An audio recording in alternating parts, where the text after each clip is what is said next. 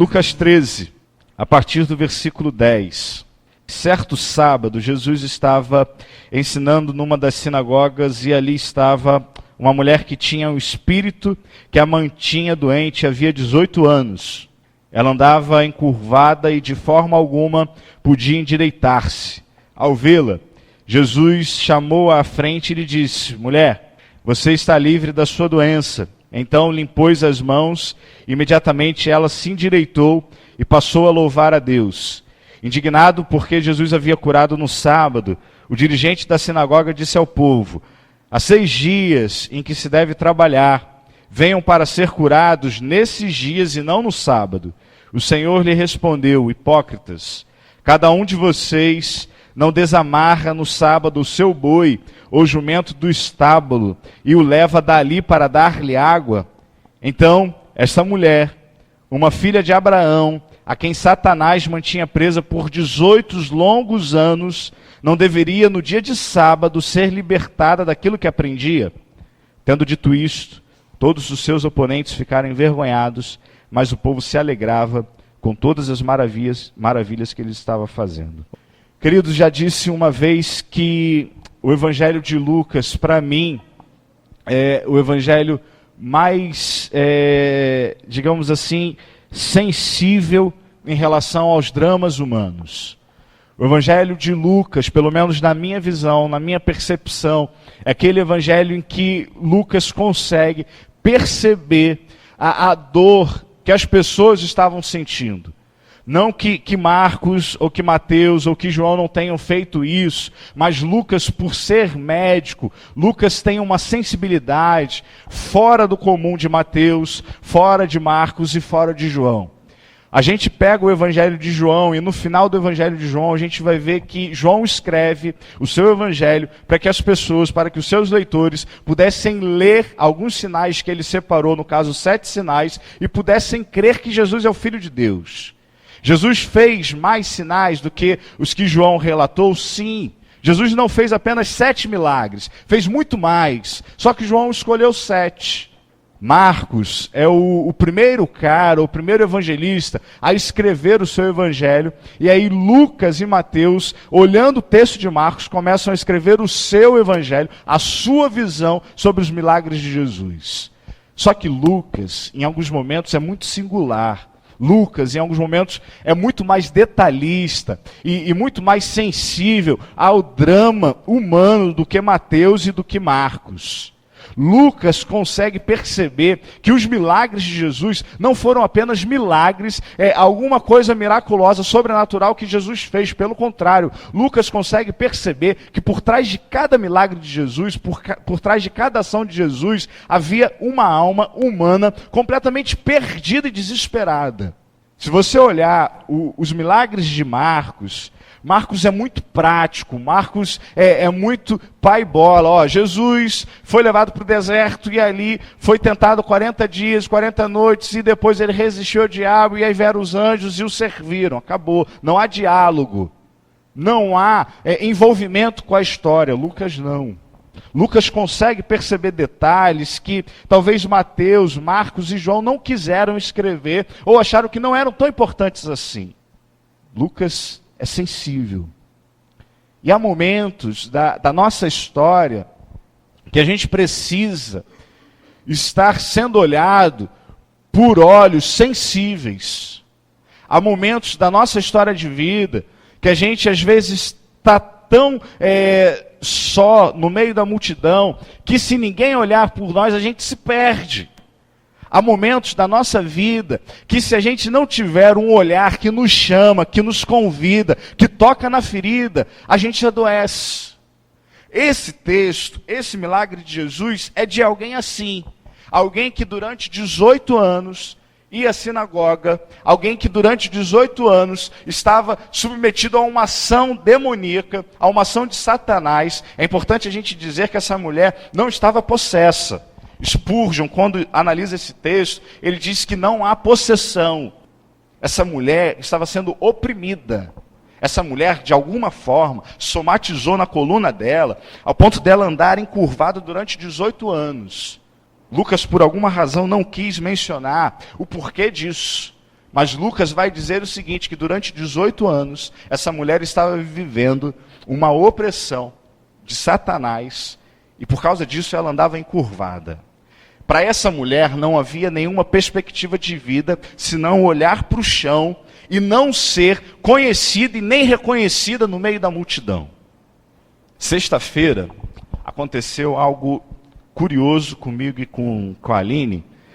Eu estava voltando, fui buscar a Aline lá no centro e nós iríamos dali para um determinado lugar. A Aline ia no médico. Eu estava na Avenida Vitória e ali parecia que eu estava dirigindo como uma mulher. Não sei porquê. Eu dei a seta e o que eu fiz? Sem olhar. Embiquei o carro e, para minha infelicidade, vem um motoqueiro e o cara vem a 1000. Buzinou, conseguiu desviar. Eu falei assim, meu Deus do céu, eu vi o motoqueiro, mas mesmo assim, sabe aquela percepção feminina? Vai dar. Deu, mas eu ouvi muito. Ouvi demais. O cara, acho que ele só não me xingou de bonito. Xingou, mas xingou com força. Eu pisquei o farol, abaixei a cabeça, buzinei para ele. Fiz assim, igual um cão arrependido, sabe? Baixei o vidro do carro, sinalizei para ele com a mão, falei assim, cara, eu estou errado. E o cara parou a moto na Avenida Vitória e gesticulando ainda comigo. Eu falei, cara, eu estou errado, foi mal. 2 minutos depois, instantâneo, me liga um irmão da igreja. Eu falei, Aline, eu não vou atender o celular, porque eu já fiz uma besteira aqui, eu não posso atender, atende você. A Aline atendeu. Aí, eu não vou falar quem é, né? Mas ele está de camisa verde e tocou bateria. Enfim. Aí, esse irmão ligou, aí eu falei assim, amor, atende aí, é o Vinícius. Já falei, então pronto. Aí o Vinícius começou a conversar com a Aline, e uma das coisas que o Vinícius falou foi o seguinte, fala para o pastor que se ele quiser a gente desce e dá uns tapas nesse motoqueiro aí. Eu falei, hã? Amor, Vinícius falou que viu tudo. Eu falei, meu Deus do céu, cara. Que vergonha pela barbeiragem que eu fiz. Então a visão que ele tinha de que o pastor é menino do Rio, dirige pra caramba e tal, fez uma, digamos assim, uma barbeiragem feminina. Mas ao mesmo tempo, eu fiquei pensando assim, eu falei assim, Aline, imagina se eu desço do carro, menino do Rio, o que é, meu irmão? Perdeu alguma coisa aqui? Qual o problema? Te fechei e acabou, resolve o teu problema, vai embora. E Vinícius já está atrás de mim. Pastor, depois do domingo você prega sobre amor, sobre graça, sobre perdão. E aí? Isso, na hora que a Aline falou assim, amor, Vinícius estava atrás da gente e viu tudo. Na hora, eu fiquei pensando assim, e já pensando na reflexão de hoje, que tem horas que a gente queria que alguém olhasse para a gente o tempo inteiro. Há momentos em que eu e você, a gente está no meio da multidão, mas ninguém consegue enxergar a nossa dor. Há momentos que a gente está no meio da multidão, encurvado, preocupado, angustiado, ansioso, carregando talvez uma enfermidade há 10, 15, 20, 30 anos, e a gente está clamando que surja um Vinícius da vida e fale o seguinte, eu vi você, eu vi o seu erro, mas eu estou ainda que a gente tenha que descer e dar uns tapas no cara, eu estou junto contigo, pastor. Aí eu lembrei de uma canção brasileira que diz Lágrimas e Chuva, que ela diz o seguinte, eu perco o sono e choro, sei que quase desespero, mas não sei porquê.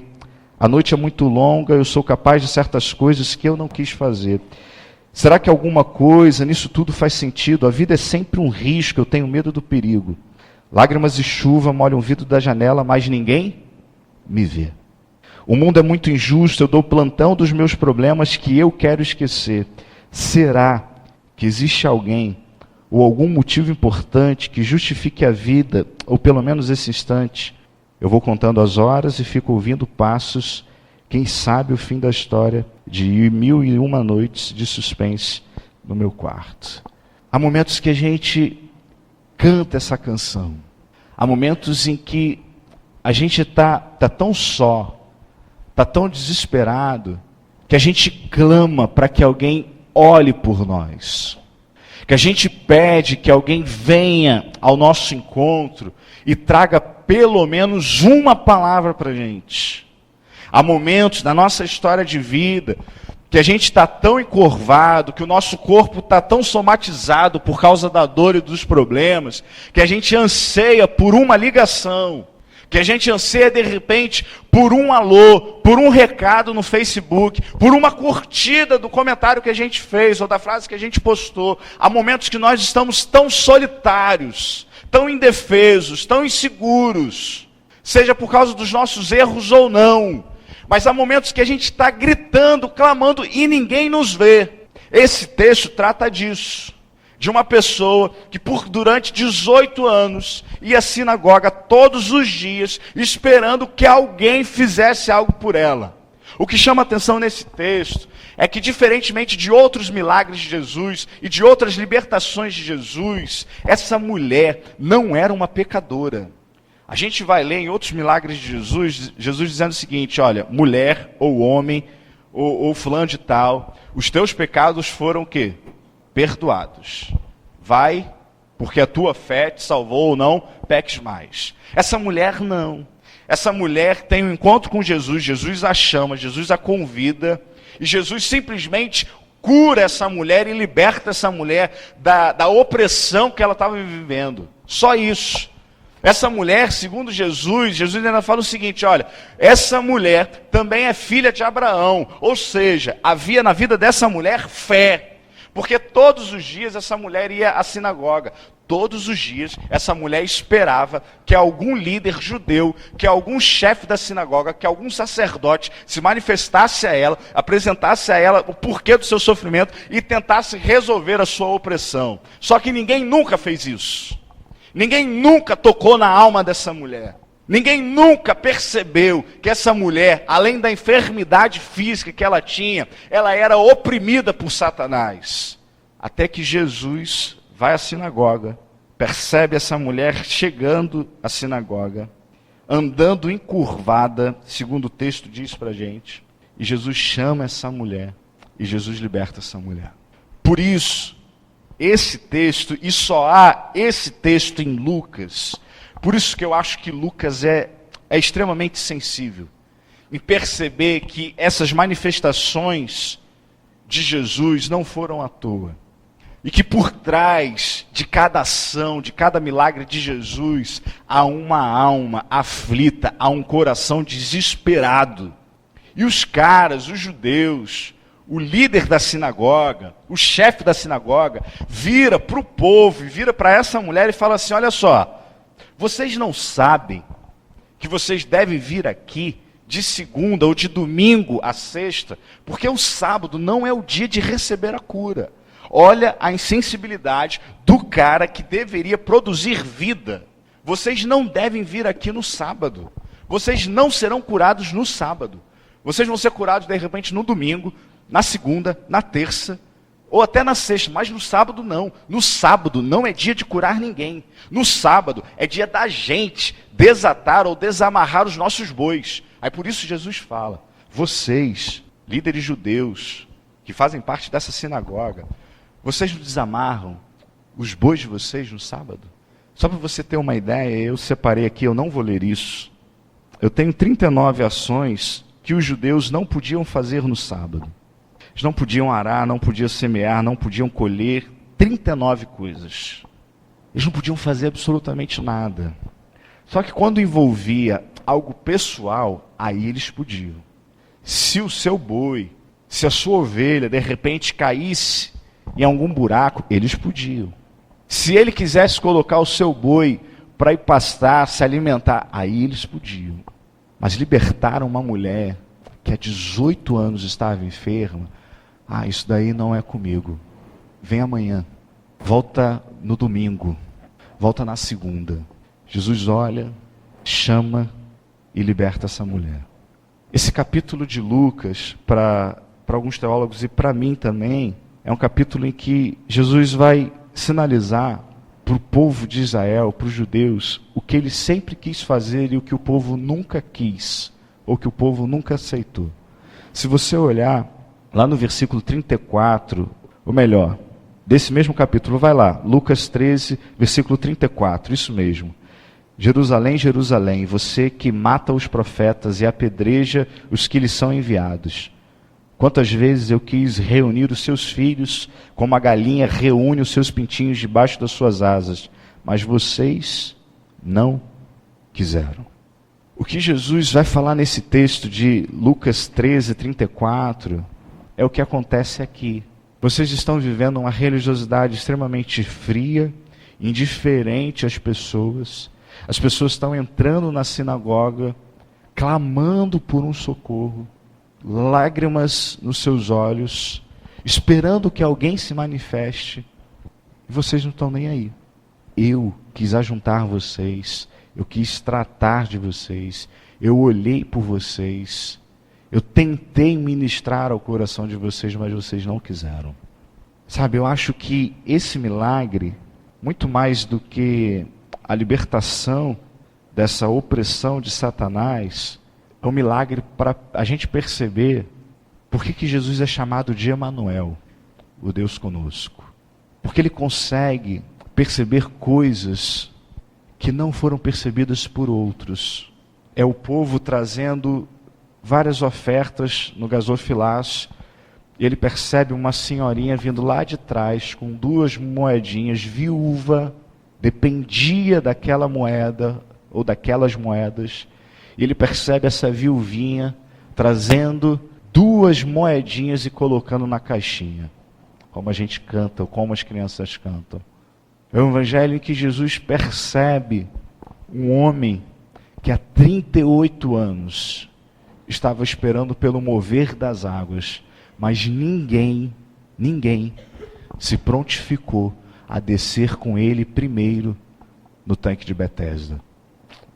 João capítulo 5. É o evangelho, ou é o Jesus, em que os judeus, os líderes religiosos, trouxeram uma mulher que foi pega em flagrante adultério e que queriam apedrejar essa mulher. De Jesus diz o seguinte: olha, vai e não peques mais. É o evangelho, é o Jesus do evangelho que puxa papo com uma mulher que era inimiga dos judeus, João capítulo 4, e oferece a essa mulher a possibilidade dela ser salva e dela receber a graça. O que isso tem a ver com você nessa noite? Tem a ver que às vezes a gente entra e sai das nossas reuniões, dos nossos cultos, das nossas celebrações, e às vezes ninguém nos enxerga, mas Jesus nos enxerga. Tem a ver que às vezes a gente está corcunda, está enfermo, está doente, está doendo na alma da gente, mas Jesus sabe da extensão da nossa dor e nos convida para que a gente se lance a esse amor e o receba de graça.